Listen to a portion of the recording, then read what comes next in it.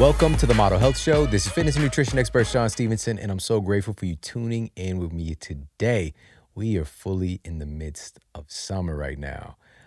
Here in St. Louis, we've got, they call it baseball heaven, so they've got baseball going on. We've got the swimming pool, the water slides.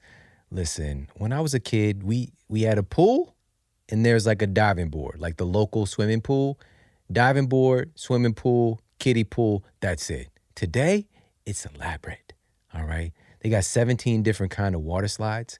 They got water slides that will jettison you to another planet. There's so much crazy, cool, elaborate stuff. Also, we had, growing up where I did the fire hydrant, somebody's gonna break that open and the kids will be playing outside. And not to say to do that, it's probably super illegal, but that's what we were experiencing. But I just want to encourage you to make sure to get out and enjoy this time of year. If you're here in the U.S., shout out to everybody listening in other parts of the world as well. But here's a good opportunity to get outdoors, because that's one of the things that really holds us back psychologically. Like, we'll tell ourselves we're not going to get out and exercise because, it's too cold, it's rainy, whatever the case might be. There's always a way, always an opportunity. But this is that open door, that open opportunity to get out and to enjoy yourself and have some fun. It's also a great opportunity to connect with amazing people. And that's what I have for you today. I have somebody here in the studio who flew in to hang out with us and to share her incredible story, her incredible insights. And this is just a really, really powerful episode. So I can't wait to bring her on and introduce her. Yet again, it's actually her second time on the Model Health Show. It's been a couple of years, but man, she is new and improved, and hit that Beyonce upgrade button, because she is just something special and really bringing it in and dropping some serious knowledge bombs today. So really excited about that. But another part of summer growing up is, we would go to the pool and then we would bring some juice along, go to the little bar. My grandma would have a cooler and I had these little barrel juices. Shout out to anybody that remembers barrel juices. They were like little plastic, shaped like a little barrel, actually looks like an alcohol barrel. And then it would be filled with this 0% juice, right? And my favorite was the blue, right? What kind do you want? It's not like, do you want apple juice, orange juice, pineapple juice? Give me blue juice, right? I'll have the blue. And that should tell you right there in of itself that it's probably not that good for you, right? But this is just the way that I grew up. And this is one of those things that if you don't know, you don't know. We come to accept as normal. All of this highly processed, sugar and artificial sweeteners and artificial colors that now we know. We have hard science affirming the fact that some of this stuff can be disruptive to our hormones, can be disruptive to our neurotransmitters. And so the bottom line is, we're looking today, we're upgrading those things. We're upgrading those behaviors that we've come to accept and to enjoy of having that juice, but we're doing it with higher quality ingredients. Now, of course, you can break out the juicer and make yourself some fresh pressed juice, but let's be honest. The number one drawback from me making juice is the fact that I have to clean the juicer, okay? Now, somebody might be like, well, that's just a weak excuse. Just clean the juicer, not a big deal. If I had a preference, I would have a friend who loved to clean the juicer, always around when I make juice, all right? But I don't know who that friend would be. Do you know if any person, that's one of their favorite things in life is to clean the juicer? Probably not. But that's one option that we can do, and we can make incredible stuff. And juicing is one of the things that really helped to reset my palate and transform my health, because I wasn't eating vegetables at the time because of the way that I grew up. Again, I grew up drinking blue drink, right? I didn't grow up eating asparagus or kale. I didn't even know what those were. I literally did not know what those were until my 20s. No joke. But having that paradigm of, yes, so now we can make these juices, but, we've got a lot of stuff going on and we're on the go. And if we're traveling, trying to find a place or time to get a fresh juice, it's more accessible today than it ever has been, but it's not always easy. And so this is why I love Organifi so much, because they've got the green juice formula and it's low temperature process to retain the nutrients that we're getting from all these super dense green foods, these green superfoods really, like chlorella, spirulina, ashwagandha is in there as well, which is a really powerful adaptant that's been in Ayurveda for thousands of years. And they've got these rare nutrients in there when we're talking about something like spirulina, phycocyanin, which has been clinically proven to stimulate stem cell genesis, right? So the creation of new stem cells. Absolutely mind-blowing, absolutely powerful. So I love their green juice formula, and they have Go Packs so that when I travel, I bring my Organifi green juice Go Packs with me, and I can literally open it, a bottle on the airplane, and just pour that in there, shake it up, and I've got something that really, and you can feel it. You can feel how it just makes you feel cleaner. It's just like a nutrient infusion when you have that green juice. Everybody who has green juice knows what I'm talking about. And also, of course, it tastes really, really good. And they also have the red juice formula. So we're swapping out, instead of me picking the blue juice, having the red juice, a red drink, we've got the real red juice, which is from real earth-grown nutrients and superfoods, red superfoods. We've got pomegranate in there, all right? Super hot out there on the streets, and just an array of red superfoods. And their gold formula. So I don't know if you know about the gold yet, or if you've tried the gold. So the basis of the gold and what makes this gold product, that's, you can add to your almond milk, or you can add to, hot water, things like that. But it's gold because of the turmeric. And turmeric is well noted now. We've got clinical data affirming that it has anti-angiogenesis properties. So what does that mean? Angiogenesis is the ability for cells to get a blood supply to feed them, to grow. Specifically, when we're talking about angiogenesis, the big conversation around it today is regarding cancer cells. That's how they're able to grow. They start to find their own and snatch up their own blood supply within you to feed them. And so turmeric is noted to have anti-angiogenesis properties specifically for cancer cells.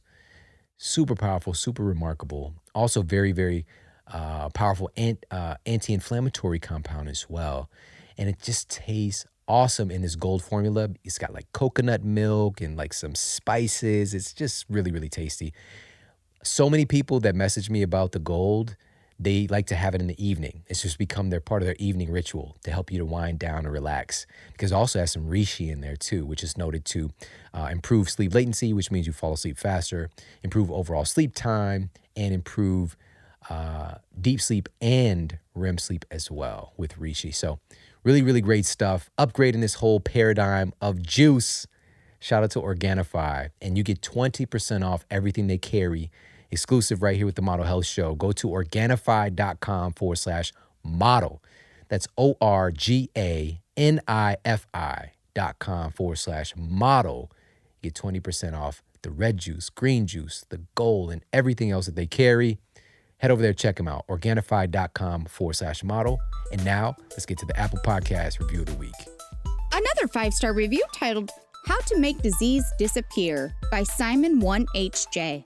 As a practitioner in general practice, this episode truly spoke to me as a reminder to listen to our patients and not just treat symptoms with more medications. There are many aspects of their life we need to delve into to help them live healthier and happier. I shared this episode with every provider in my office. Thank you for all the valuable information you seek out and share with us all. Awesome. Thank you so much for leaving me that review over on Apple Podcasts. I appreciate it more than you know. And listen, everybody, if you've yet to do so, pop over to Apple Podcasts, leave a review, let everybody know what you think about the Model Health Show, or whatever app that you're listening to the show on. If you can leave a review, please do. It really does mean the world to me. And if you're watching the show on YouTube, hanging out in the studio with us today, leave a comment and let everybody know what you think of the episode. All right. Appreciate that so very much. And on that note, let's get to our special guest and topic of the day. Our guest today is best-selling author Steph Gaudreau. And Steph holds a Bachelor's of Science degree in biology and human physiology and a master's degree in education. She's also a nutrition therapy consultant, and she's the founder of what is now StephGaudreau.com. And that's Steph, that's StephGaudreau.com. StephGaudreau.com, which was formerly the award-winning Stupid Easy Paleo, which just shot her into this huge arena and impact and just reaching millions of people through her website and her recipes. And that's what she was really known for. Even when I first met her, it's just like she is the person who's creating all these yummy recipes for everybody. But she's also, over time, more and more getting busy in the fitness arena as well. And over the last couple of years and having the opportunity to know her and to just admire her and to just to see the progression and the insights and the ideas and all the powerful things that she's really put together.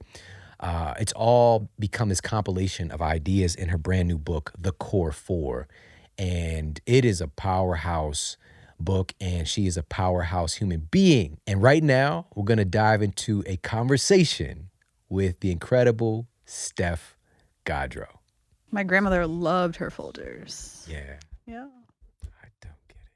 And now people are like so like snooty with the coffee. know. You know, it's a whole different game. Do you like the mushroom coffee then? That's all you've been I've drinking ever it? had. I've had bulletproof Okay. coffee, like their cold brew stuff. Yeah. And I just found out about that too. Cold brew, man. Wow. I've been drinking cold coffee. I mean, I grew up in Massachusetts, right? So I remember I'd go through the drive-thru at Dunkin', be snowing, and ask for an iced coffee, and the lady was like, "What?" Yeah. Wow. I almost always drink cold coffee. Oh my God. Almost never drink hot coffee. That is the best story ever. Are we rolling?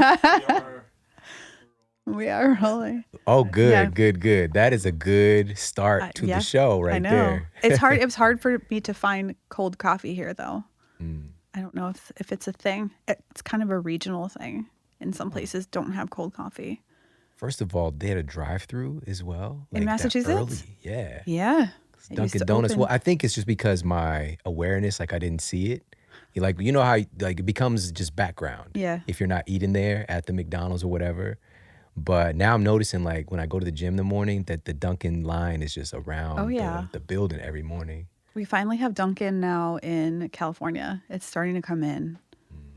I was at the airport yesterday, and it said San Diego runs on Dunkin', and I was like, what has just happened? Because being from Massachusetts, it's like Massachusetts runs on Dunkin'. It's like Dunkin' Donuts. No one goes to Starbucks or anything like that. Yeah. So Dunkin's like the strong arm in the game there. it is. So I saw it in the airport in San Diego yesterday, and I thought, oh, that's it. The assimilation is complete. The mob is spreading. Mm-hmm. Wow. Yep. You come to Massachusetts, Yeah, you get your donut. I know. So is that where you were teaching? For the first 3 years. First 3 years, because your entry into the world of health and fitness and all this stuff is it's pretty unique because you were like in the quote trenches, like teaching high school students. Yeah. Right. So was it biology, right? Biology and chemistry. Yeah. Yeah. So how did you even get attracted to biology and chemistry? I've always been a nerd. Always. I learned how to garden with my grandparents. My grandfather was very influential in my life. My dad bounced when I was maybe 4 or 5. And my mom's father, we lived with him and my grandmother for a while my mom got back on her feet. Yeah. And when you're so at that age, between like 5 and he died when I was 8, but between 5 and 8, I mean, he just really shared his love of nature. He used to point out the constellations. He bought me a telescope. He would take us in the garden. I mean, all this stuff. So that's really where my fascination with living things began. That young. And then when I was in high school, I took a bunch of science classes, and I thought I was going to go to school to be a physical therapist. Got into school at Springfield College, and they had a really competitive program, and I got in, and it was like a mile from where I went to high school. So I didn't leave. Stay local. I did not fly the coop at all. And so I did a year of PT, and I had to do an internship, and I did it at, just like an outpatient PT place. And I just went in and I thought, I cannot do this. Because I don't think back then you had people who were doing their own progressive PT stuff, right? Yeah, it was very like franchise. Yeah. flavor. And I just thought, if I'm going to help someone with a stretchy band and that's going to be my job, I just don't think I can do that. So I left Springfield College, transferred to UMass, and just continued on with biology. So that's really how it started. But it goes back to being a kid. Yeah. That's so powerful. Oh, that's one of the things we've been talking about recently is like exposure, Mm, because there's the statement, of course, you were a product of your environment, but we really are. But we're also creators of our mhm. environment too, which is kind of what makes us unique. But that exposure had such an imprint, with your grandfather, even though it was just those 3 years, like Yeah. it could be one time. That's why I'm so passionate about giving kids this exposure, which is what you did. Mhm. And so while you were teaching, you were kind of battling some stuff yourself, Yes. different stuff with, your health, your fitness, your opinion of yourself. So let's talk a little bit about that. Like what kind of drove you, well, literally, because you were on a bike for a while, Yeah. into the health and fitness space? Gosh, when you look back, you can sort of see how everything came together. But at the time, so I was teaching high school, which I did for 12 years. The first 3 of that I did in Massachusetts, and I moved out west. And I remember getting on a mountain bike and thinking it was really fun. And then I started racing bikes. But if you go back to from the time again, from being a kid, so I have a sister who's a year and a half younger than me, and we look completely different. We don't even look related. She looks like my dad. I look like my mom. She's tall and thin and blonde and blue-eyed, and I've always compared myself to her. And, again, when you have those things that people say to you, especially adults, and our memories are notoriously a little fuzzy, but I remember my stepdad saying something to me like, "You're the fat one." Mm. And Carrie, that's my sister, she's the dumb one. And that just stuck with me, I'll tell you. And I was the first girl in 5th grade to like go through puberty. I got braces. I started my period. I mean, I just changed physically, and I was still I was like 10 and a half. So you have all those things happen, your body changes. And I was just from that moment so hyper conscious of my body. I didn't look like my sister. I didn't look like other girls.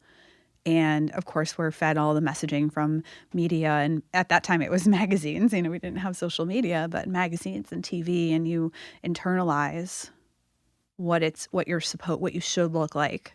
And when you don't look like that, you become very aware of it. So all throughout school, I played sports. And then I got into mountain biking when I was in college. And as soon as I started racing mountain bikes, again, I became very hyper aware that I was not your typical mountain biker body type. And in cycling, there's a huge power to weight ratio. That's like prized, right? Can you propel yourself up the hill the fastest? And one of the easiest ways to do that is to weigh very little. If you look at the Tour de France riders, they are the epitome of that. They're like the jockeys of the bike world. They're tiny. Mm. And so again, I was always aware of not looking like everybody else and just thinking if I could just get smaller, I'd be so much happier.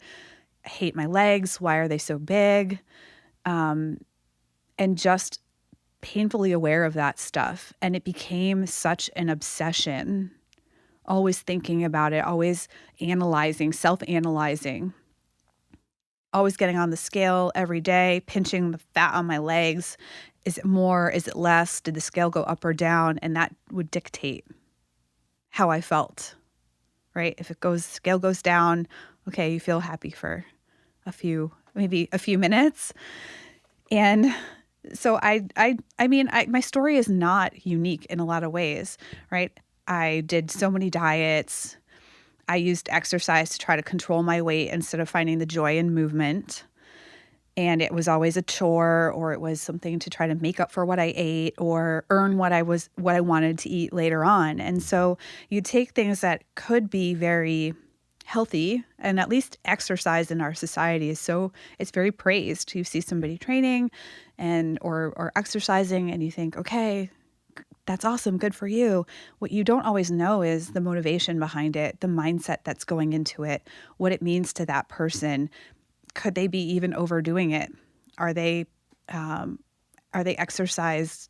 Are they abusing exercise?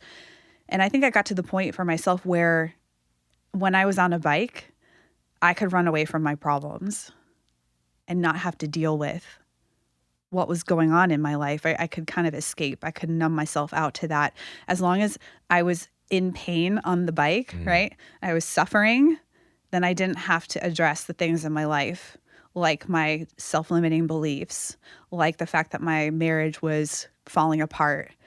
I could just get on the bike and ride, and I progressively switched from shorter distance to longer and longer and longer races.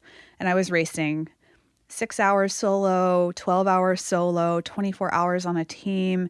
I would go out and do these 55-mile races in Southern California, up in the mountains. And it just became like then triathlons. So now I'm adding on swimming and biking and running, and it just became so consuming.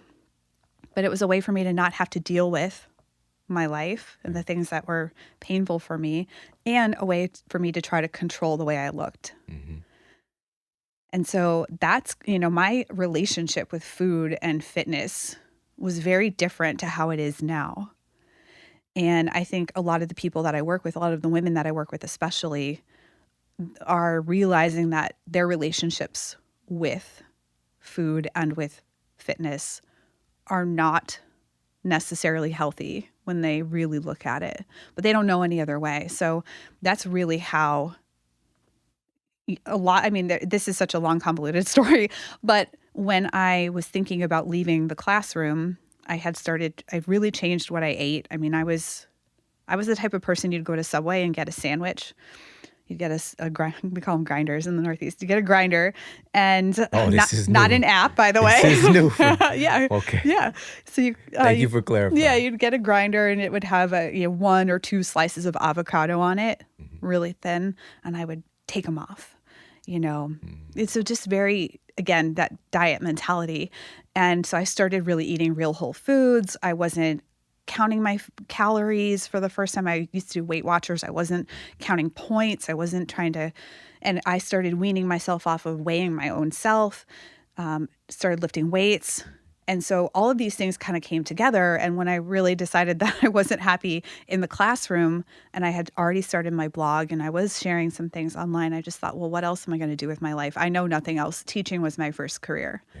I was 21 when I left college to teach. And I was teaching 18-year-olds, which I don't think they knew at the time. I didn't let them in on how young I was because I was only a few years older than them. But that's really what spurred me initially to take my background, right, in biology, human physiology, my understanding of how to explain complex scientific topics to 15 and 16-year-olds, and my love of fitness, and how my life really started to transform in terms of my relationship to these things. And food and fitness didn't become it wasn't like the end goal. It became part of my life, and then allowed me to think, okay, well, now that I'm not obsessing about these things, what else is there to life? And for me, it was teaching other people how to get away from the things that I had. Because I was like, if I can get over this, if I can come out the other side,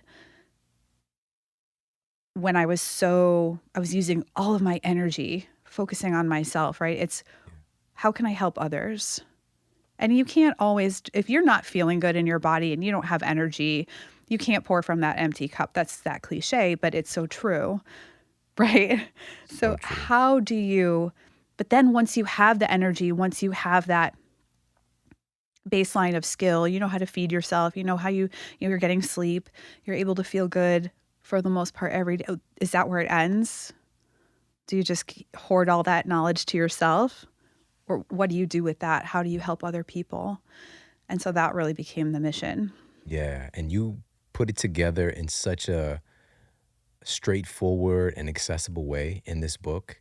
And as I mentioned in your intro, you had an award-winning recipe site, paleo recipes and just delicious stuff. I've made your stuff before, Thank you. But you also mentioned in the book that if you were just sharing recipes, you felt like you were doing your audience a massive disservice. And it's because of what specifically? What else was missing for you that you needed to share? Yeah, that's such a great question. And it I think for me, if I look at the progression of things, eating better, eating differently, letting go of some of the obsession about food, right? That helped me to feel physically better. I had way more energy. I mean, every day I would leave school, bell would ring at 3 o'clock. Very Pavlovian. I would think, okay, it's time to go get Coke Zero and M&Ms from the 7-Eleven we had down the block from school, because I would need energy. I would need the sugar and the caffeine to get through the afternoon without falling asleep while I was driving home. So I had no energy. I wasn't sleeping very much, 5 or 6 hours a night, if that. My life was pretty stressful as a teacher. And again, I was using exercise to escape my life and to try to control my body. So for me, food was the initial way that I started feeling better. I would always get super bloated. My gut was always hurting. I had no energy. I wasn't sleeping well. I had weird skin problems. I mean, I have endometriosis, which was, my symptoms were kind of masked by birth control at the time. But all of those things said and done, eating better allowed me to start physically feeling like I had the energy to tackle my day, and I could, I wasn't relying on sugar to get me through the afternoon and all these things. And then when I added the fitness piece, lifting weights for me was, anybody who's lifted weights knows that there's something primal in your brain that just gets triggered on. And endurance or cardio is fine. HIIT is fine. I really think that all those things have their place, and you have to think about in what doses am I going to do them, and it's not for everybody. But when I started to lift weights, there was this part of my brain that thought, can I do that? I'd look at a barbell and think, am I going to be able to lift that? And then you go up to the bar and you lift it and you think, okay, what else can I do, right? For a lot of women, a pull-up is like the thing, because typically the narrative that we have absorbed is that we're not strong enough. We're not strong enough to do a pull-up. We're not strong enough to climb a rope. I remember the first time I climbed a rope, I was like, whoa. And I had the opportunity to go to the BUDS obstacle course. I live in San Diego with a couple of friends of mine who were in the Navy. Mm-hmm. So that's like Navy SEAL training. It is the Navy SEAL BUDS O course. And everything, it's like an O course on steroids. Everything's bigger, taller, longer.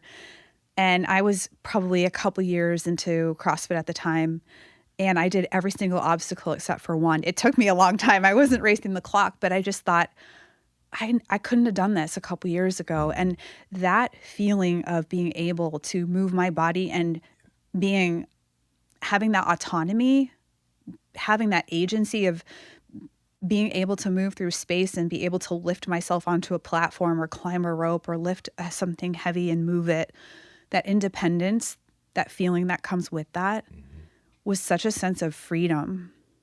And also a catalyst for, again, thinking, what else can I do? Like, I just proved myself wrong. That's pretty cool. I just shattered all of these preconceived notions that I had about myself. And we are so much more than just a body. Right. But yet our body it's precious to us. It carries us around. It helps us do all these different things.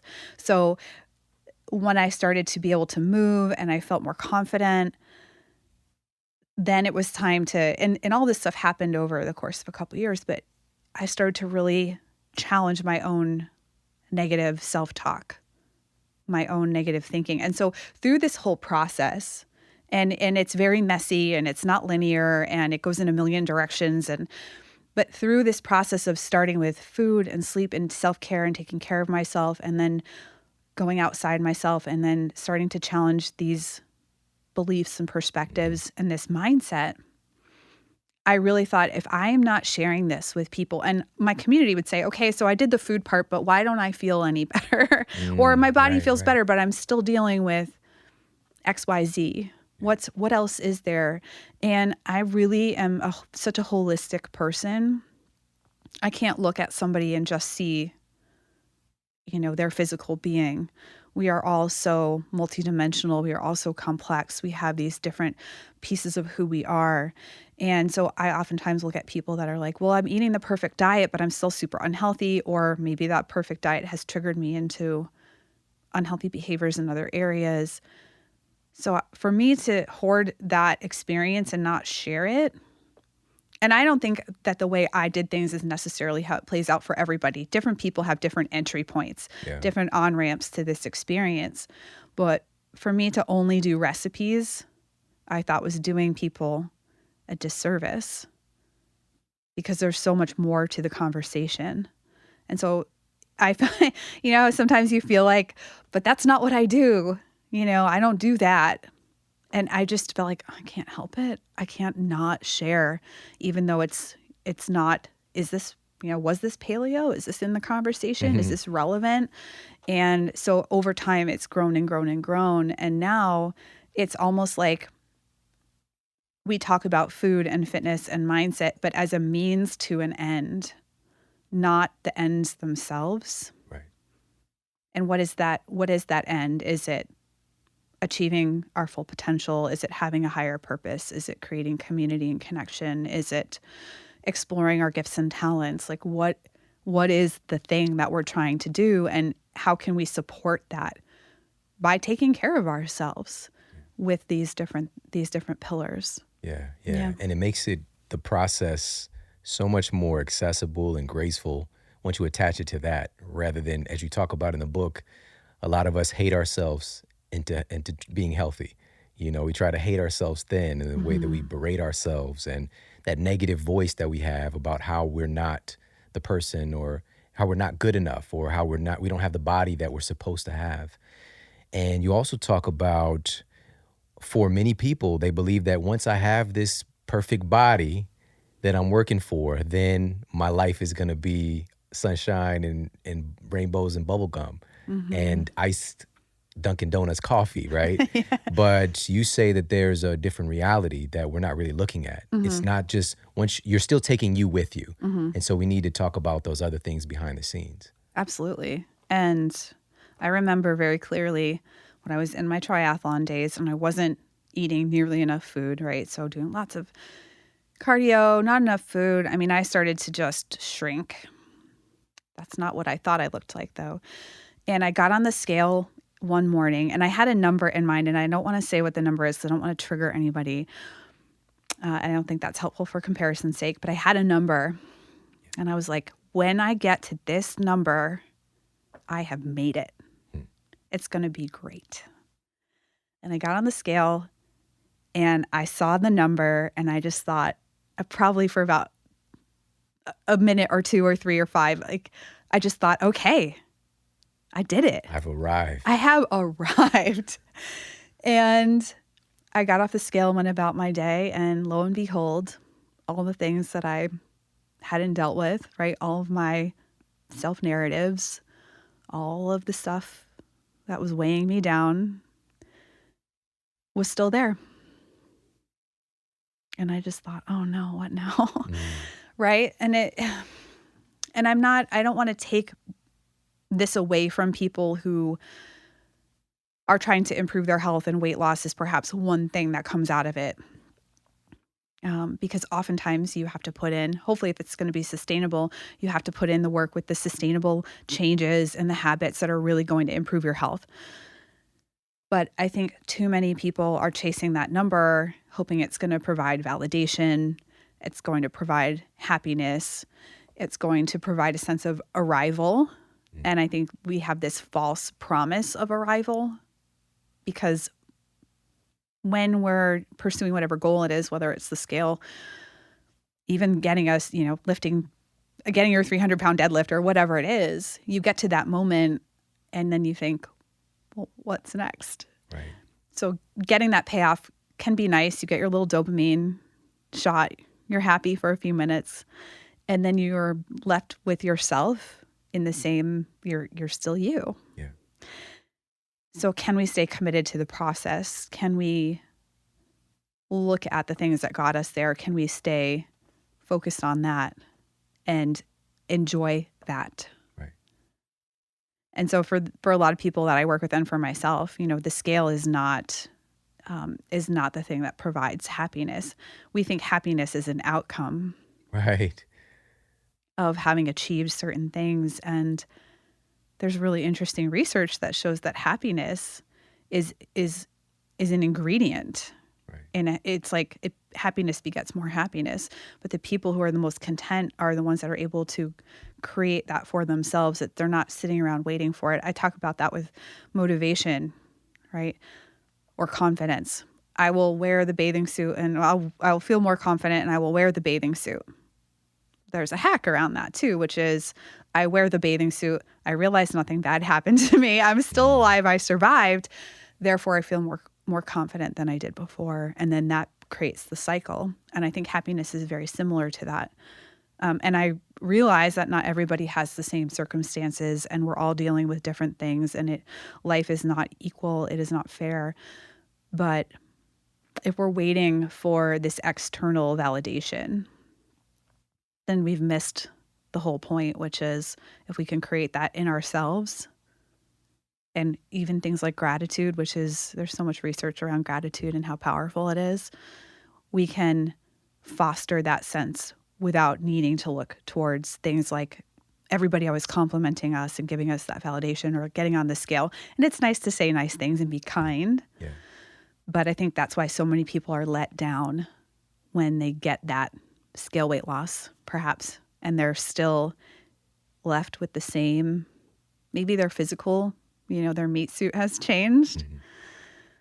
but who they are maybe fundamentally hasn't changed. The things that they carry with them Right. are still Especially there. if you're not doing it in a healthful manner in the first place, which Yeah. oftentimes today that's not the case. Yeah. There's two things there I have to talk about with Yeah. you.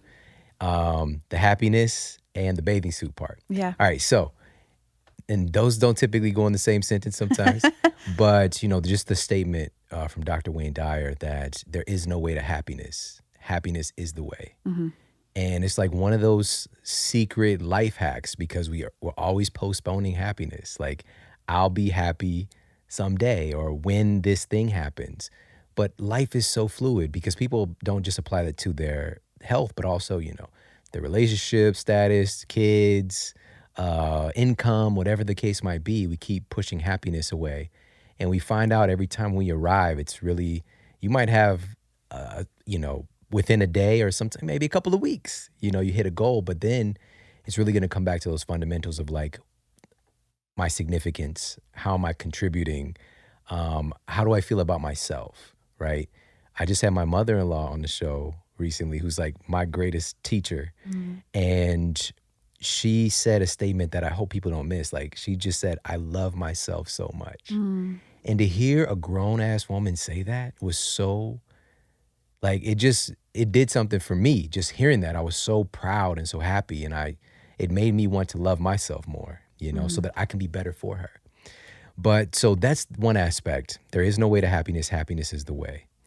The other thing is the bathing suit part, like, bringing yourself to it. And so having the confidence first and then wear the bathing suit versus I wear the bathing suit because I changed my body, then I have confidence. Mm-hmm.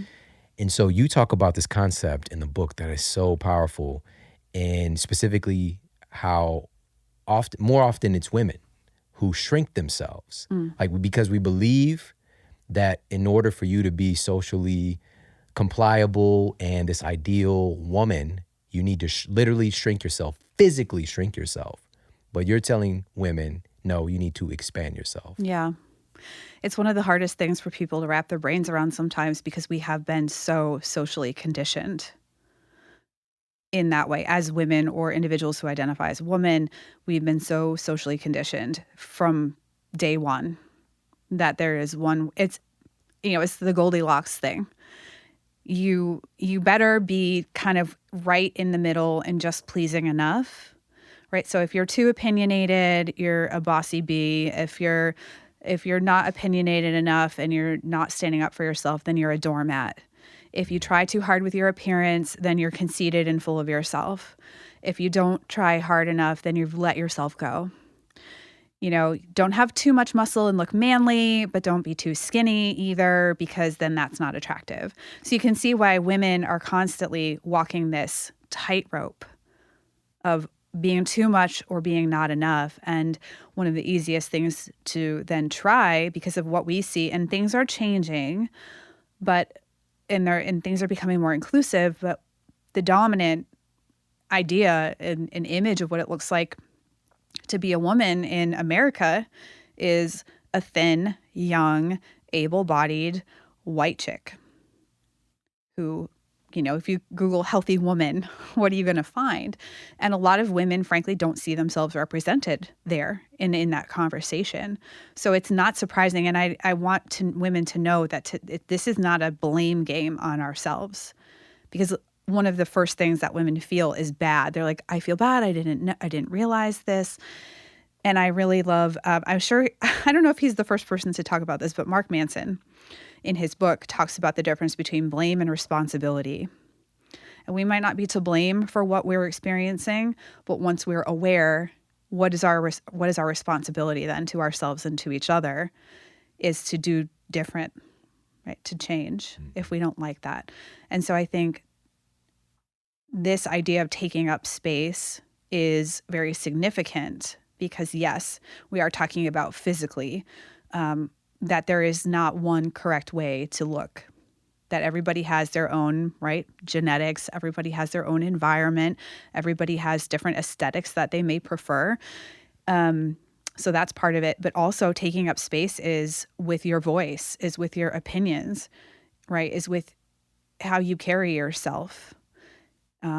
I know a lot of women in my community talk about when they walk in a public space, they have people that just walk right into them.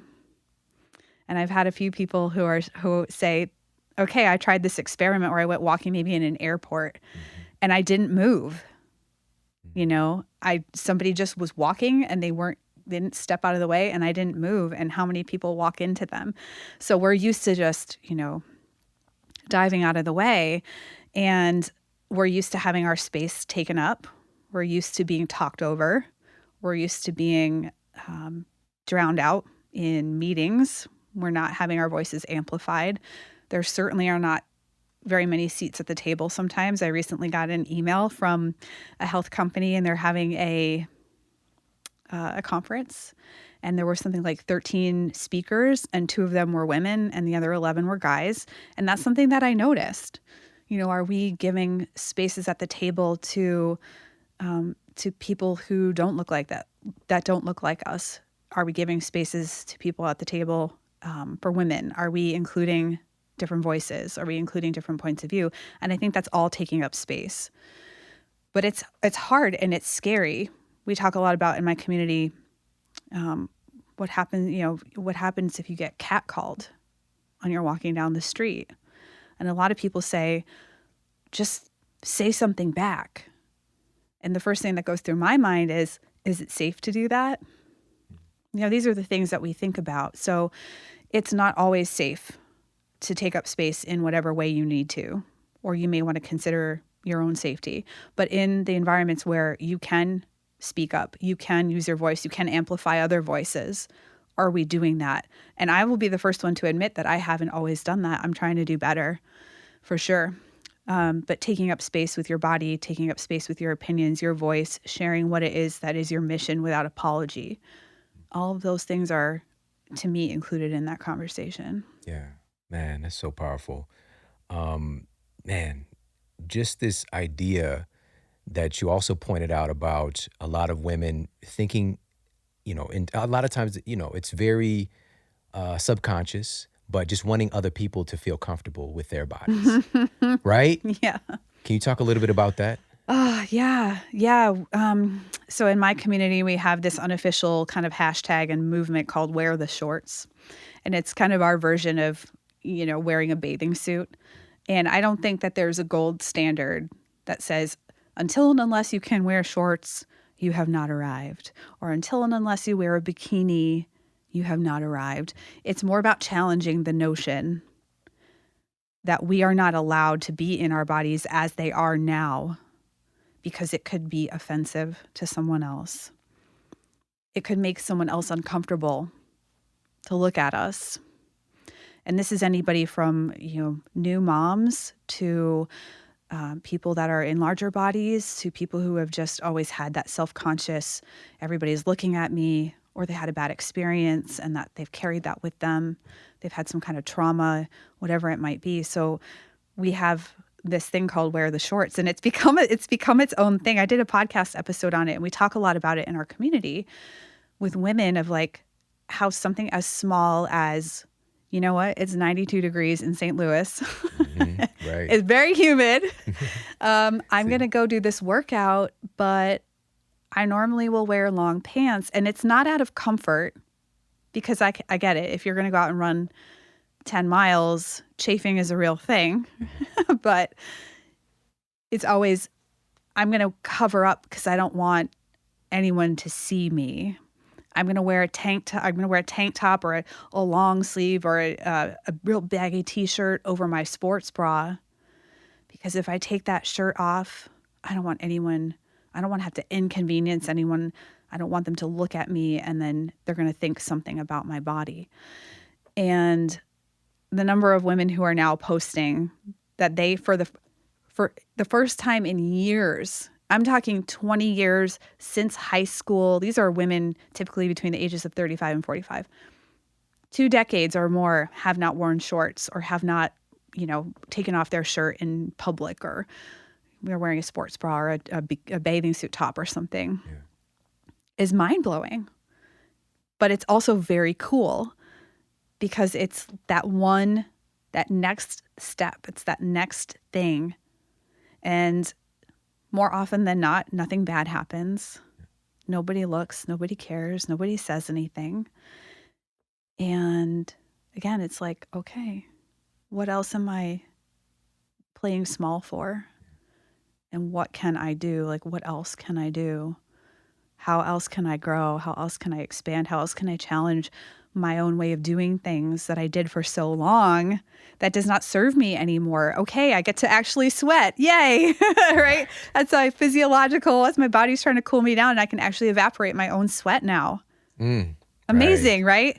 Got this whole air conditioning unit, didn't even know. Yes. So we have that. Or, I was able to go to the water park and play with my kids, and I was in there in that pool, and we had so much fun. But previously, I would have been worried about covering up or staying out of the pool or whatever. I mean, those are moments of life that people are missing because they're afraid. And I completely get it, because I was there. And when you look at the messaging that's really dominant in our culture, people in larger bodies are often made fun of. They're in movies, they're the butt of jokes. They're treated disrespectfully. So you can imagine this is very complex and why people feel this way.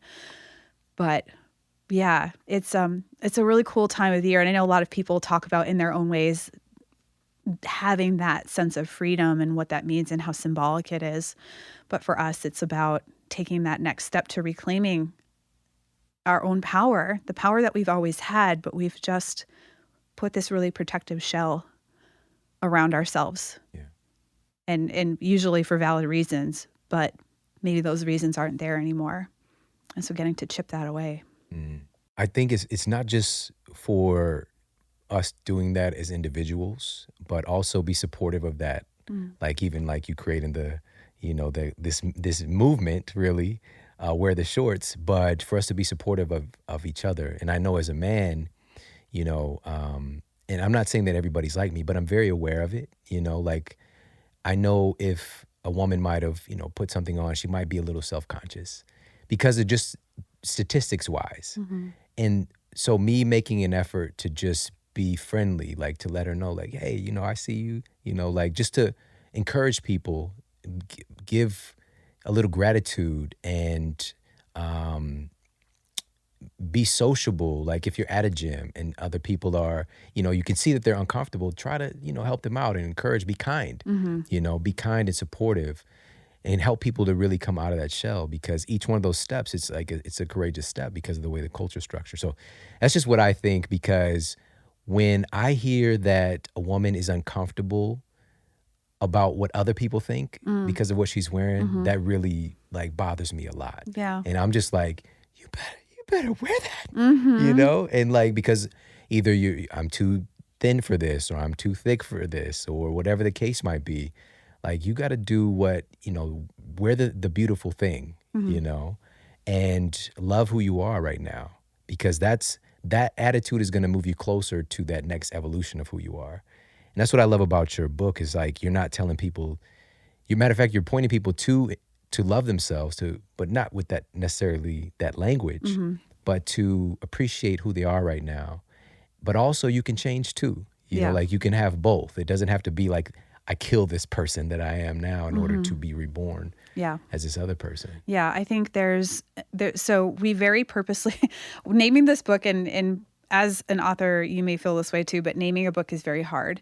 And we went back and forth on the title for a while, and then we just could not figure out the subtitle, because, as you know, you're always like, how can I convey what the promise of this book is? What is this book about? And you have such a limited space to do that. And so we wanted to do something. We don't have, in this book, we don't talk about weight loss. This is not a weight loss book. This is a health gain book. So gaining health, how can we control those inputs, right, that are going to make us feel good because we respect ourselves, not because we're dieting. And so when we were trying to figure out what do we call this, and what is the subtitle, at first it was Love Your Body, Own Your Power. And I just thought, no. For a couple of reasons. The first is, when I was in the absolute depths of hating my body, wasn't just a blip or like a season. This was like many, many years. And when I did one of the last triathlons that I did, we were in Lake Tahoe by this beautiful waterfall, and I did kind of this like bodybuilder, like double biceps pose. And I looked at the photo and I just thought, you are disgusting. And I was, looking back, that was the thinnest I had ever been. So, I think if you had told Steph then, just love your body, I would have had some choice words for you. It would have seemed impossible. And so I just thought about those things, and I said, you know what? I appreciate that sentiment. And I think love is, when we're talking about physical body and we're talking about health changes, I think what we really mean is respect your body, treat it well. It is the vessel that carries around your amazing spirit. It is the vessel that allows you to do amazing things. But love is, self-love can very easily fall into the realms of narcissism, especially when we're talking about positive obsession with self. I had negative obsession with self.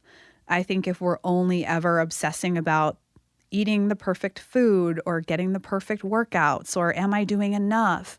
Do I look really good? I think that can easily go into a kind of a negative space. So I don't think everybody who uses the term self-love or loving themselves means that. I think it's more of like a deep appreciation and unconditional self-respect. So when we were trying to figure out the subtitle, I settled on embrace, because to me, embracing is like coming home. Yeah. Is acceptance. It's like, this is who I am. Here I am now, and I can respect myself enough and have compassion enough for myself to take care of my physical self and my emotional self and my mental self right here, right now. I don't need to earn that right to then get to this magical land where I, I'm in this really negative place, and now I need to get to this place where I really love myself. That there is this kind of neutral middle ground where I just am. I am here. I'm doing those things because they feel good, not because I'm trying to always reach a particular ideal. And that's why it ended up being embrace your body. So I think introducing this concept, and I didn't create the idea of like, neutrality. But it really resonated with me because when I sat back and I looked at where do I spend most of my time, it is in this neutral place where I'm not thinking about every single thing I'm putting in to my body in terms of food. I eat pretty intuitively. I move pretty intuitively. And that allows me to then have more time to enjoy my life and do the things I want to do with my life. So it's not the destination. Health is not the destination. It's a vehicle for us to enjoy other things, but it's not the holy grail. And so can we come to that place of deep appreciation for ourselves, even if there are parts of ourselves that we don't necessarily love, that we want to perhaps change. And that's a very, acceptance, be here now, be in the present kind of mentality. Yeah. Wow. Oh my gosh. And the thing about you is that you actually demonstrate this. Like when you talk about embracing yourself, you are part of what I mentally call, which I've never said this out loud, but like real social media. Like you show more of the real stuff. And, one of those things, like there was a video, like you were like dancing, it was like slow motion. Yeah. And you had, which we consider thick thighs, like in slow motion. Yeah. And they're just like, whoa. And this is something that it might be just like terrorize somebody mentally or make somebody else uncomfortable. Mm-hmm. But I thought it was like so beautiful. I was like, this is amazing. And, I showed my wife. And, but these are the things that like you're embracing yourself. Like, you said in the captions, like muscle moves. Yeah. This is normal. Flesh jiggles. Yeah. It does. And also, the tooth as well. Oh, like, yeah. Just one day, tooth. You had the teeth, the pearly white smile. Then one day it was a post and there was like no tooth there right in the front. And then you was like, hey, this is me. Yeah. And now like it's common that you're doing, your Insta stories and things like that. Mm-hmm. Tooth free. I can take it out. We can do the rest of the interview without it. It's up to you.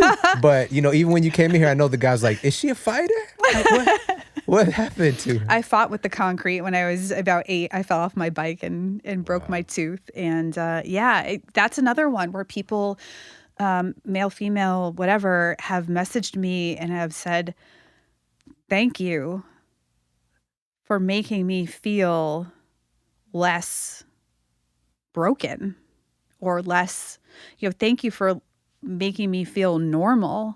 And I just think the number of people that have dental work or missing teeth is actually pretty high at any one given time. And the number of people who are like, I would never have even thought, I would never put that on. I just felt like I can't let anyone see me this way. That's the feeling. I can't let anyone see me without being perfect. And what a heartbreaker. But people are saying, okay, now I feel like they'll send me their pictures of themselves without their retainers in and stuff like that. Or they take their whatever, their temporary out. And they're like, look, I've got one too. And I don't know if it's turning 40. I turned 40 this year. I just really don't know I don't know. I don't care anymore. If you want to have your opinion, here's the thing, Sean, someone's always going to have an opinion. Yeah. Whether you wear the shorts or don't wear the shorts, whether you take the job and move or you don't take the job and move, whether you, leave your tooth in or take your tooth out, whatever it is, someone's going to have an opinion. Either way, you might as well just do what makes you happy. As long as you're being a good person, not hurting any other people. I think that's really important. But yeah, the tooth, like doing that video, dancing around, the number of women that have told me they cannot see themselves in a video because their bodies their flesh is moving. Yeah. We had a lovely lady who did a 5 or a 10K, or it was her first race, and she was so proud of herself because she finished this race, and she said, I saw pictures of my still photos of myself, and my legs were, my flesh was rippling, and she was like, I just couldn't post it. Like, what are we doing to people? What have we created in this world where people are doing something really positive for themselves? They're really proud of it, and then they explain it away. Same thing happens with health, right? I feel better in this way, this way, this way, this way. But the scale didn't move. Or the scale went up. The scale went up with me, right? If I use that scale as a measure of my success and happiness, I should be really unhappy right now. Yeah. Because I'm bigger than I was before. But that's not how it works. Yeah. Right? So I think the other reason why I do those things, and I sometimes, right, I'm not immune to this. I think, am I about to post, like standing from the back doing a slow motion video like of myself? I'm going to post this. Yes. And here's why. It's because that is very liberating for other people. Just like the tooth is very liberating for people to think, okay, I can do this too. And if I can help somebody find that freedom, peace of mind, confidence, whatever it is, by sharing my stuff and who I am and the things I'm going through, why wouldn't I? Normalizing things, right? Yeah. Normalizing the human experience in these ways where we oftentimes don't see that on social or in the media or whatever it is. We don't usually see those sorts of things. I remember, was it the actor who was in The Hangover? Mm-hmm. And he's missing a tooth. The That's tooth, actually yeah. he's missing a tooth in real life. Wow. Right? So I just always think of Ed Burns there, but It came in handy. It did. Jim Carrey. Jim That's Carrey. another person Yeah. too. Yeah. That's Made why for that's one why of I the most share those epic things. movies ever. Mhm. Wow. Yeah. That's so powerful. And so again, and there's guys out there that are just like, I admire that so much, and it's just so encouraging, because we could start a hashtag of like, post your picture when your front-facing camera is accidentally on. Yeah. That is like the worst you will ever look. You look like a Like, potato. hey, I'm just like, do babies see me like this? Is this how I look to my son? Jeez. But like where everything is not always going to be, but we can create that illusion today with social media. I remember like when we actually took pictures with like disposable cameras, there was so many random awkward and those are pictures like you keep, like your eyes, like one eye's closed or whatever, and just you can't. There's no reposting to a degree, and so just keeping all this stuff in context and like real talk hashtag support the real social media. Yeah. And but I want to shift gears and talk a little bit about, which we touched on already, but instead of this approach of like trying to exercise our way into this perfect body, basically beating ourselves into submission through exercise, you encourage people to move with intention. Yeah. Right? Move with intention. So what does that mean exactly? Yeah. I think it's different for everybody, but moving with intention is, what am I trying to achieve here through movement? It's first of all being aware of your own motivations. And we know very well, whether it's through, N=1 experience or clinical observation or, research, we know that exercise is really not a great weight control practice, right? Some people like, wait a minute. Yeah, wait a minute, because we're always told eat less, move more.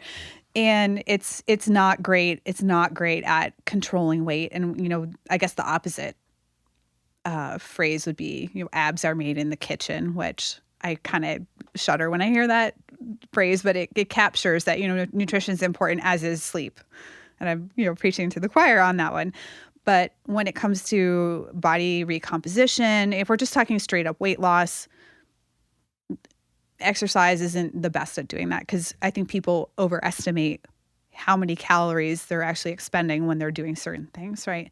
You you run for 30 minutes on the treadmill and you take the towel off the display and you're like, oh my gosh, I've only, this is terrible. So I don't think approaching exercise from that point of view is a recipe for, again, long-term sustainability. Also, are you enjoying what you're doing? That's intentional, right? What are your intentions? Are you enjoying? Are you finding the joy in movement through what you're doing? And when you try new things, they always feel uncomfortable. Yeah. I remember the first, 20 times I went to jujitsu, I thought, is this for me? This feels really awkward. Is this going to work? The first time I ever went to, lift weights, everything is so new. You don't know what you're doing.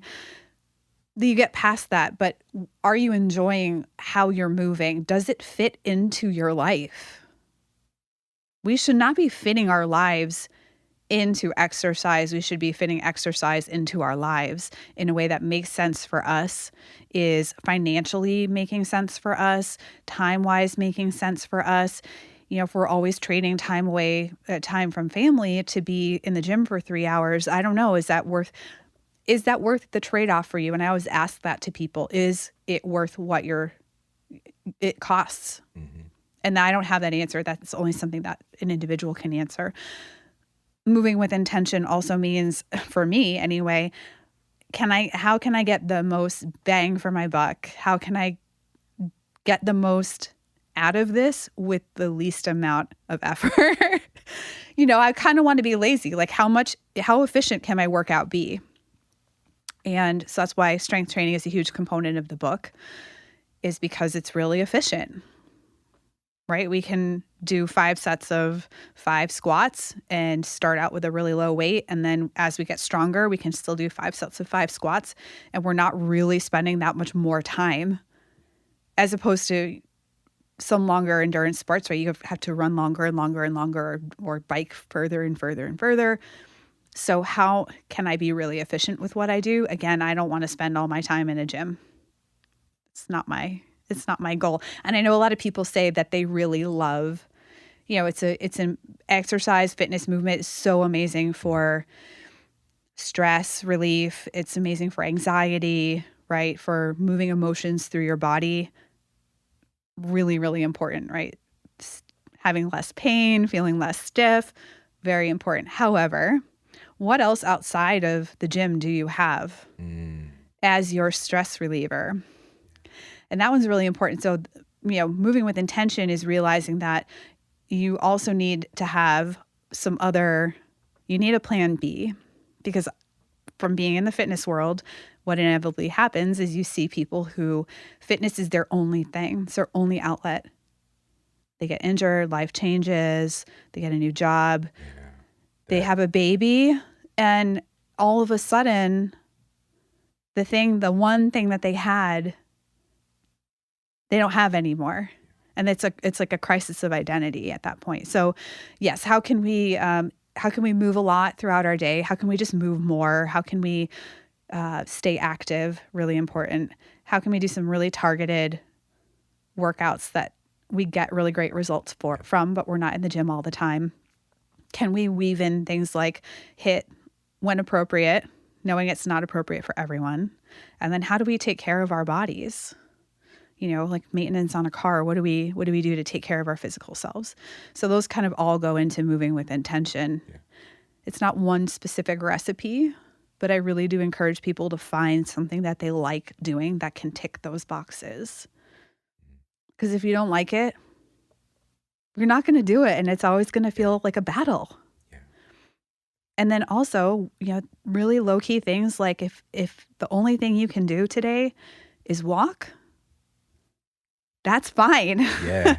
We don't always need to crush ourselves with workout. And I think that's where a lot of people get a bit in trouble, is they think, okay, more is more. I've got to be in here more. I've got to do more. And that's a stressor. And your body doesn't necessarily know that this 3-hour workout, this stress that you just gave yourself, is too much different from other stress that you can experience. And so we're not recovering. We're having trouble sleeping.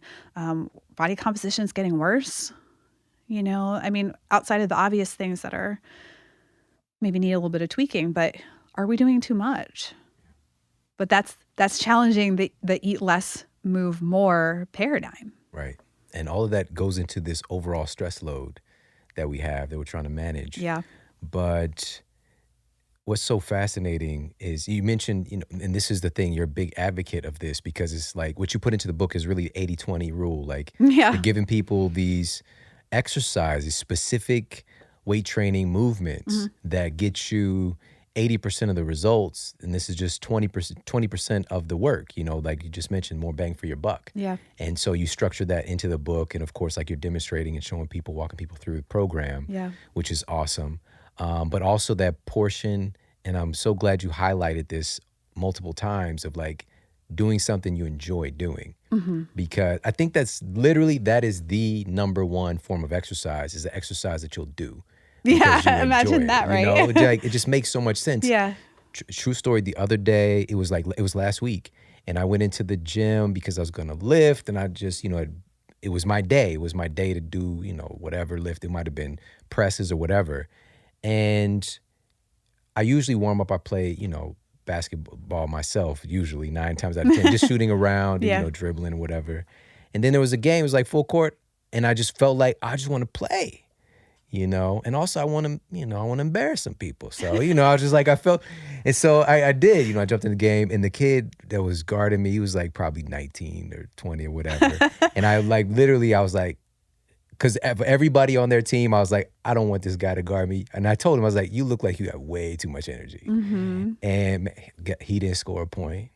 Okay, first of all, and I'm just saying, first of all, and I got some of the most points on my team, but that's neither here nor there. I'm not trying to brag, but what happened was I did something I felt good about, right? Yeah. And I enjoyed myself, and it was an effort that I hadn't had in a little while.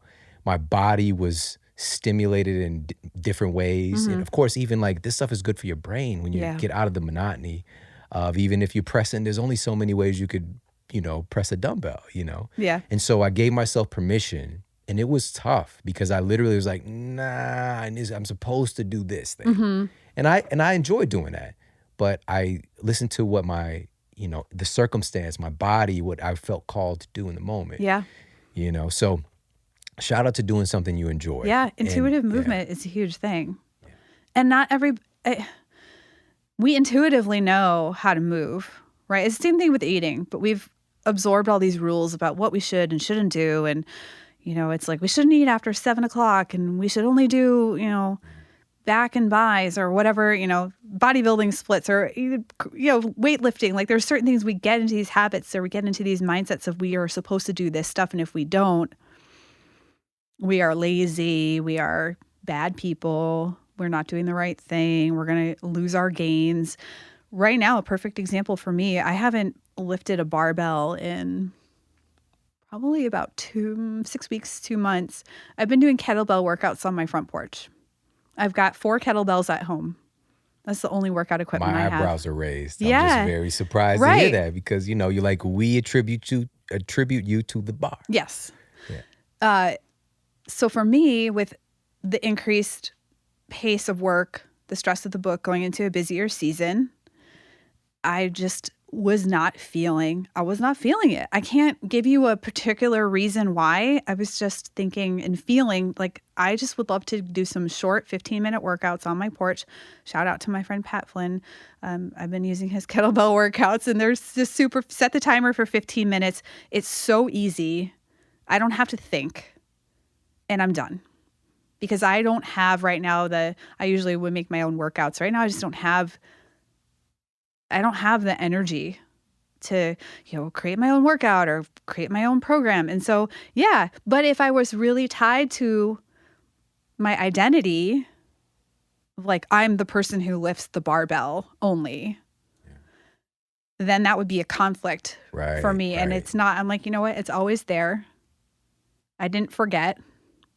And when I feel ready and like I can potentially handle the recovery from those increased loads, like I think the heaviest kettlebell I have at home is a 44. So I'm not lifting super heavy right now. It just feels right. So when you were in the gym that day and you listened to yourself, you listened to your body, and I think that's really important. I think sometimes we get too stuck on the rules. And yes, lifting weights is incredibly beneficial for so many reasons. But if right now that doesn't make sense for your life, your body, your health status, I mean, for some people, like if their adrenals are completely toasted or they're not sleeping, I don't know, do we need to even be doing really heavy strength workouts right now? Maybe not. Maybe it's not good for me right now. And so I think the more we can tap into that stuff and have fun. Right. How amazing that we can move. Some people can't. Yeah. We get real stuck on the numbers and I should have hit this PR or I should have hit this lift or I should be doing this much. I just think, can we just be grateful Yeah. for what we can do? Man. And It's there's so important. much. There's so much. There's so Everybody much. listening, there's so much you can do. Yeah. And just really quickly, if anybody ears perked up when she said Pat Flynn, there's two Pat Oh, Flynns yeah. out there. There's one who's, Kettlebell Pat Flynn. smart passive income, my not guy, him. Not one of that my Pat good Flynn. friends. He's Shout out to awesome. Pat Flynn. He's probably listening. Hey, and Pat. then there's a Pat Flynn who's in fitness. Yes. He's really with the kettlebells Yeah. big time. And another thing was, and going into this, because I usually fuel myself for the purpose of like, I'm not going to do super high intensity. I was going to lift heavy. Yeah. And so it's a lot less glycolytic kind of work. And so it was like midday and I had only had my coffee.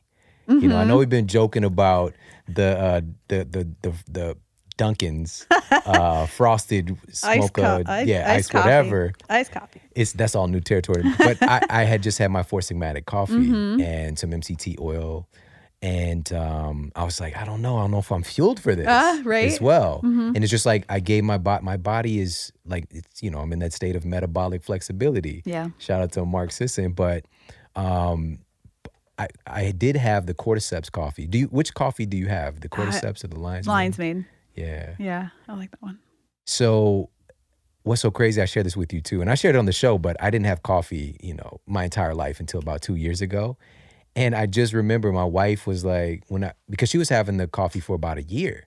And every morning she would like be pestering me. And like, I call it now, like I'm her garçon or her barista. Yeah. And I was just like, what's the big deal with this coffee? Like, I just didn't get it. And then I had it and I get it. You're like, oh. And so the cordyceps coffee, so they did a double-blind placebo-controlled study and they found that cordyceps supplementation was able to improve cardiovascular performance or stamina about 9%, which is remarkable without taking, some whatever, some of Pre-workout. that black market something, and this is all, and there's no crash, right? Yeah. This has been used for thousands of years. Plus it's that good organic coffee along with it. And the reason that I love it is that the biggest reason is that they do a dual extraction of the mushrooms. So it's like an alcohol extract and a hot water extract. And I literally used to like buy capsules to get the hot water and I'd buy tinctures to get the alcohol extract. And I'll be like putting this stuff in my smoothie. Like, I used to do this for years. And then I found out about, Four Sigmatic and have been using them ever since. That's awesome. So how long have you been doing the coffees? Gosh, I think I want to say a couple years. Yeah. I really like the hot chocolate though, the hot cocoa. Yeah. The Rishi one? Yes. Yeah. The Rishi. That's I give it to even my son, my youngest son, Braden is 7. When I'm having my coffee in the morning, like, especially when he's home, he's like, can I have the hot chocolate? And he's getting that Rishi, good. which Rishi, it's an immunomodulator, it's an adaptogen. So, and one of the studies I saw a while back, Rishi increases NK cell mobilization or activity upwards of like 300% for some people. Like if their immune system isn't really working and training like it's supposed to be doing, so it's really fascinating the impact that it can have. So shout out to Four Sigmatic. We love you so much. And guys, you get 15% off everything they carry. The mushroom coffees, the mushroom hot chocolates. If you're just like, I don't do either of those, I'm trying to keep it caffeine free. You can do the elixirs where they just have the chaga or reishi or cordyceps, and they have those by themselves. And so that's what I was doing when my wife was having the coffee and smiling extra hard.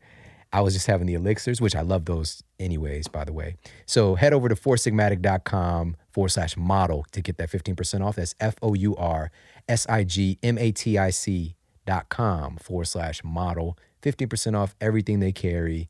And let this carry you into your workout, which I want to ask you about now.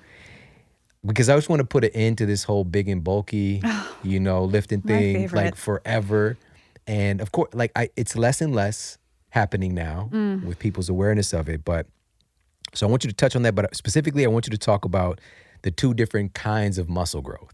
right? So with hypertrophy, look, just talk about it a little bit, okay? Because this is one of those things that's like, it seems like a barrier of entry for a lot of women to Yeah. really step into their strength. Yeah. Yes. We still are dealing with this, I don't want to get bulky, which is kind of reinforced by things like, I want to get long and lean muscles. And I ask, well, how are you lengthening? Your muscles are fixed, attached to your bones. You can't actually lengthen a muscle.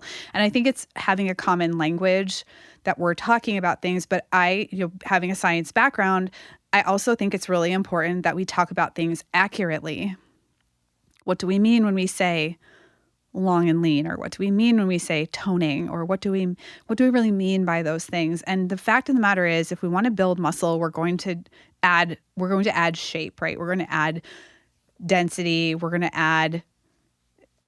to make them bigger in some way, shape, or form when we're strength training. Now, where people get kind of mixed up because they don't understand is they're thinking, okay, I'm going to go in and do, 5 sets of 5 squats or whatever it is, 3x5 or whatever they're doing, 5-3-1, even just some basic dumbbell work. And they think I'm going to end up looking like Mr. Olympia. Mm-hmm. And that just, first of all, takes a lot more work to end up with a bodybuilder style body. Yeah. It takes, come on now. Nutrition, the training, maybe some other helpful things along the way in terms of other substances. Black market. Yeah. There's that black market again. And so you're not going to look like a bodybuilder by doing a basic strength program 2 times a week. 2 times a week is really kind of the basic. If you can do 2 times a week strength training, and move on to your life and do other things, you're good. 80-20. You got to mean it though. And so the thing that people always ask me is, well, how heavy should I lift? How much weight should I do? That's again, all relative. But if you're in there and you're just doing, like 10 sets of 10 tricep kickbacks with like 2 pounds and you're like, but I don't feel anything. And, it's just like, I can check out when I'm doing my workout. It's probably not heavy enough. I would say, like, if the last few reps are a challenge, then you're in kind of in the right zone. But I think why women say they're going to get bulky, for me, when I talk to women, they're like, but I don't want to get bulky. When I inquire further, because I used to coach Olympic weightlifting, so I work with some women that came in, and I would inquire further, like, what do you mean by that? Asking questions. What do you mean by, like, I don't want to get bulky? And for a lot of the women in my community, the real reason they say things like that is because they're actually curious, but they don't feel like they have the right entry point. They don't feel confident in that environment. They're curious, but they don't feel like they have access. So that's always a really interesting thing. So it's like a blanket statement. Yes. Just like a little bit of this is my past to not participate. Well, right, because if I say I don't want to get bulky and you're some dude, you're going to go, oh yeah, and it's going to end the conversation. Right? Because well, not me. Not you. If you're you, but you're not you. Yeah. Right? It's an easy way to end the conversation because everybody thinks, oh yeah, like I want to get bulky. So yeah, there's 2 types of essentially muscle changes, and we can push our muscular changes in a couple different directions depending upon what we're doing. So the type of, the sarcoplasmic, right, hypertrophy. So hypertrophy means to grow. So the sarcoplasmic, which is where we're basically adding fluid, pumping that fluid, right, to the cell, or the myofibrillar, which is where we're actually increasing the number of contractile units and essentially fibers. So if we want to increase strength, but we don't want the accompanying like massive bulk that comes with things like bodybuilding, then we can do sets of 8s or sets of 5s or sets of 10s or 12s. And we're going to get that strength increase. We're probably going to increase the size. And everybody's muscles are a little bit different. You might have really rounded muscle bellies depending on the way your tendons are arranged and how much is there. I might have longer looking muscles with less bulk. I mean, you see people who kind of are cut and they have abs. Some people have very flat abs and some people have rounder abs. And of course, you can push that in certain directions depending upon what kind of movements you're doing, what kind of exercises you're doing as well. But I think what most people assume is going to happen when they pick up weights is that they're going to end up with the sarcoplasmic hypertrophy. They're going to become giant. And we still deal with this with a lot of the women in my community who, again, they're like, I am feeling better in every way. I'm stronger, but yeah, my muscles did get bigger. And then it's like, but I can't wear the same clothes I used to. Or my shirts are all too small, or my jeans are getting tighter. And that is a mind thing too. That is something, and I have personally, I kind of walk this line because I want people to be happy and comfortable in their body, but I also have to push back a little bit against, asking, well, why do you feel that way? What is it? If you get to the root of why women oftentimes feel like they're fitter, they're stronger, they're feeling better in every way. Maybe they've let go of the scale finally, but they're like, I'm still growing. My clothes are tighter. I'm taking up more space. What is at the root of that? And it's usually fear. It's fear of not being attractive to your partner, or fear of being alienated from people in your life, or there's usually making someone else uncomfortable. Yeah, there's some kind of underlying, like, I don't match up to what society says a woman should look like.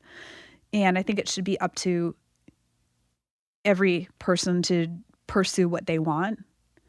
But I also have because of the community that I work in and because of what I do, I also try to act as a mirror or a sounding board when people give me the butt. They give me the butt statement. Like, I'm happy with all these things, but why? Well, why is that? That's curious. Tell me more about that.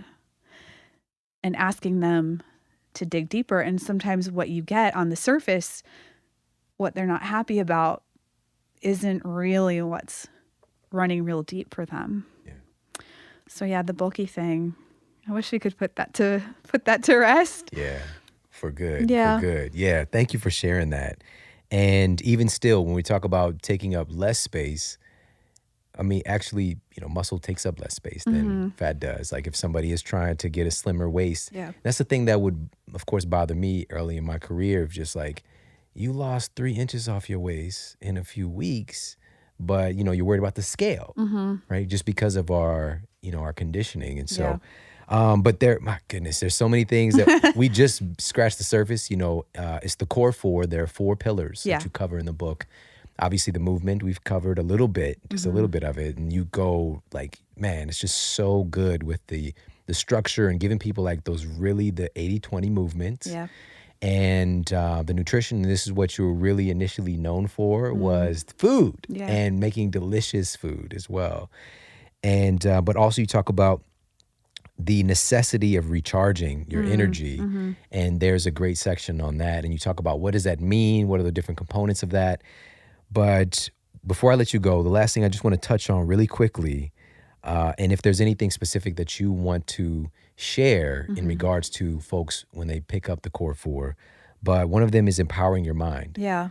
And, we've talked about some of the reframing that we will probably need to go through to have happiness be the way for us.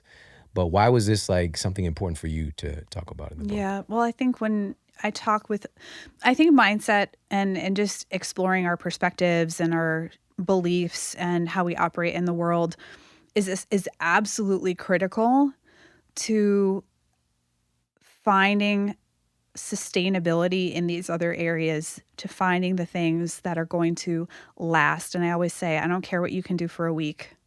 I'm not impressed. What can you do for a really long period of time, right? Health is not just this thing that we're going to do in the next 30 days and then we forget about it.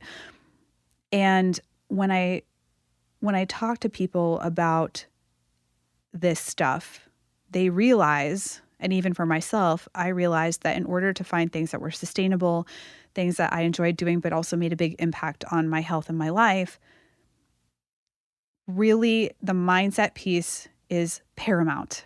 The habits. And I know people define mindset in different ways. For me, it's stuff like habits. It's how you, again, how you talk to yourself, what you do with your own thinking, your perspectives and outlook, your values, your fears, and I'm not a psychologist, but I'm a human who deals with these things. And so right. even in my coaching practice, these are the things that people come up against. So mindset is absolutely essential. It's also, for some people, one of the last things they feel equipped to deal with, because these are nebulous things. These things often bring up the past. They may require us to eventually seek out things like therapy or professional counseling. If we keep butting up against these things and we're really having a hard time, or, we have to deal with past trauma, right? Like, understanding that these topics oftentimes, if you think of a Venn diagram, can often overlap a little bit with these other mental health issues, certainly. So I want to encourage people to get professional help. There's no shame in that. But when it comes to mindset, yeah, it's almost like we need it to be able to have sustainability in these other areas. Because if I continually come up against limiting beliefs and I think I can't do this, I need to reframe these thoughts, and I'm not able to do that, I need that work. But for some people, tackling that is one of the hardest things. For me, that kind of came last. And so when we were thinking about how do we structure this book, what do we put first? And I told my editor, really, I think mindset comes first. But I also know that for a lot of people, it's the least practical, it's the least tangible thing.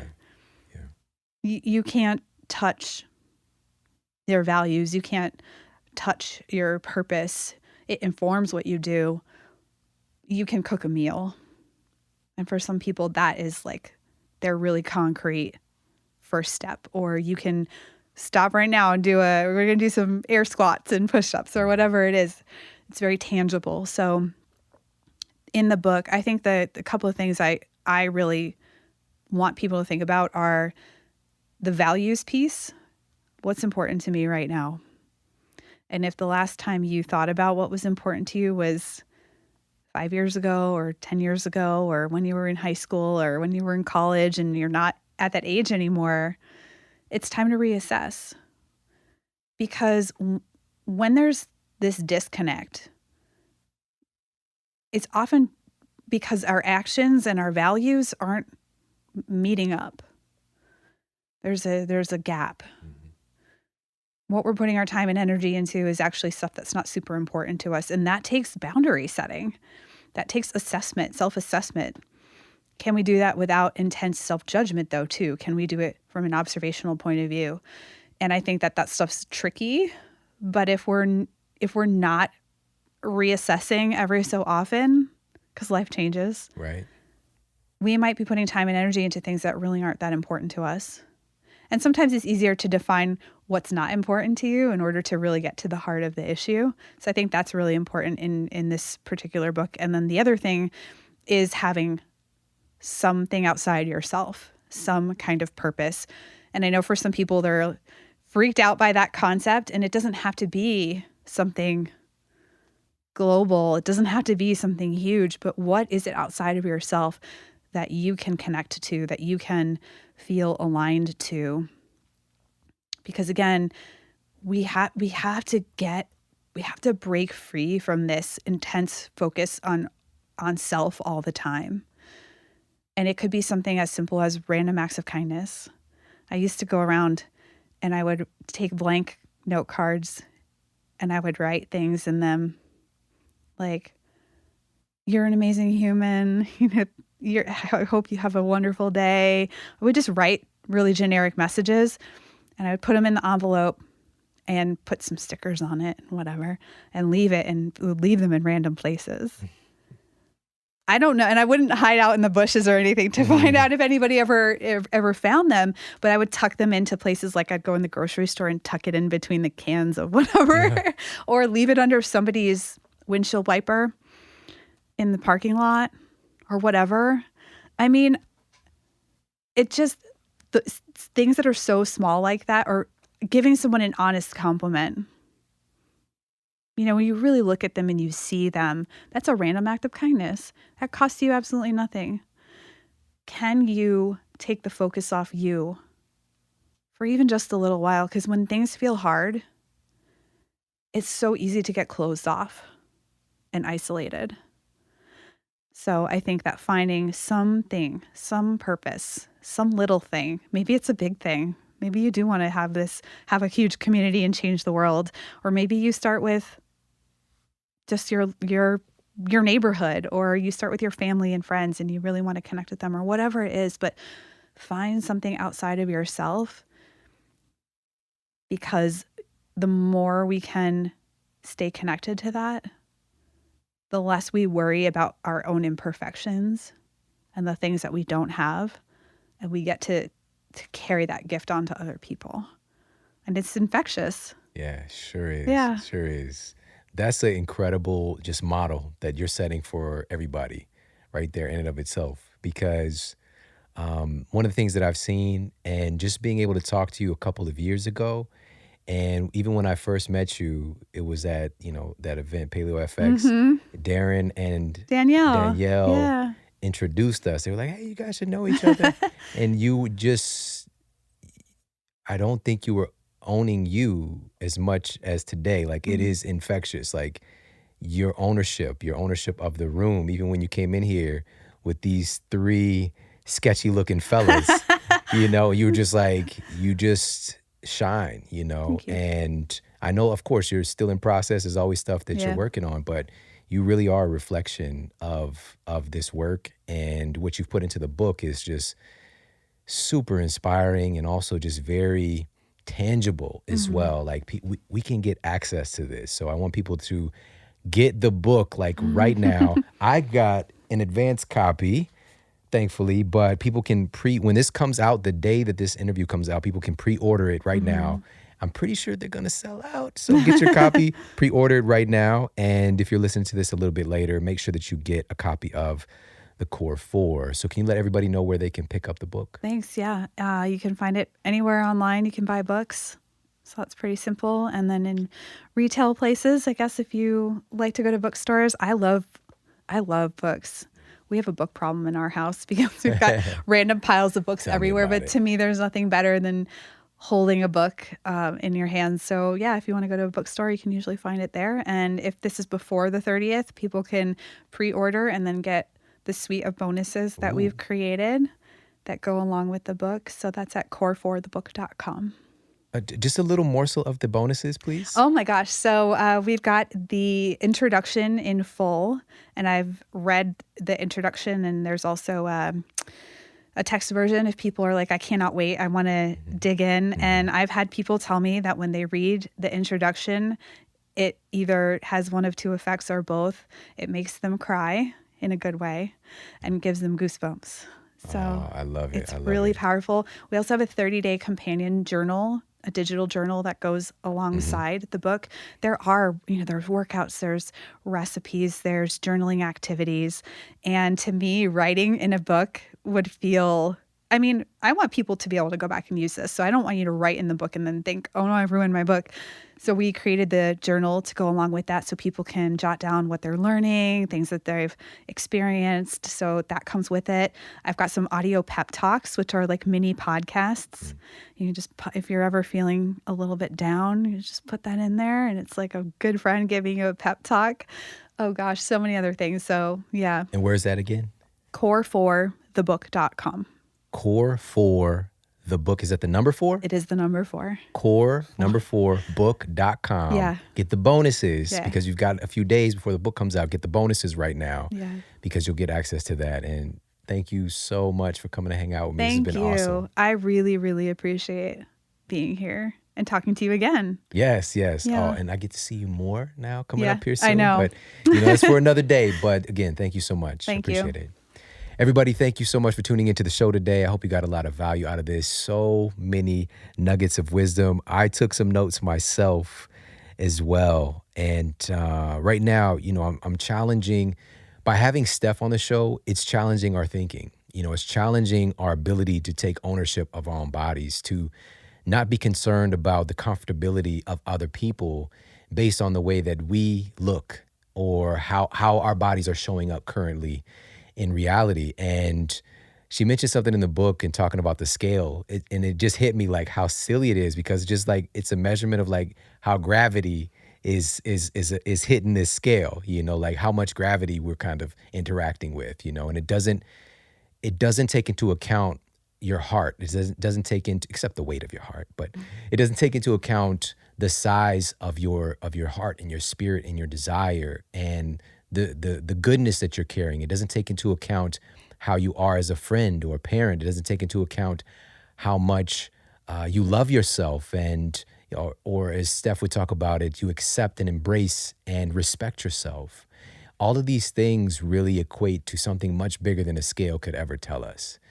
And I'm challenging you to today begin to take up more space, to expand yourself instead of constantly trying to shrink yourself, and to really embrace your greatness, because you are great. And again, head out, pick up the Core 4, and what is that URL again? core4thebook.com. core4thebook.com. Get the bonuses, bonus alert. And we've got some powerhouse episodes coming your way soon, so make sure to stay tuned. Share this episode out with your friends and family. You can tag me and tag Steph as well. What's your IG handle? Steph_Gaudreau. Boom. There it is. I love you guys. I appreciate you so much. Thank you so much for hanging out with me today. Take care. Have an amazing day, and I'll talk with you soon.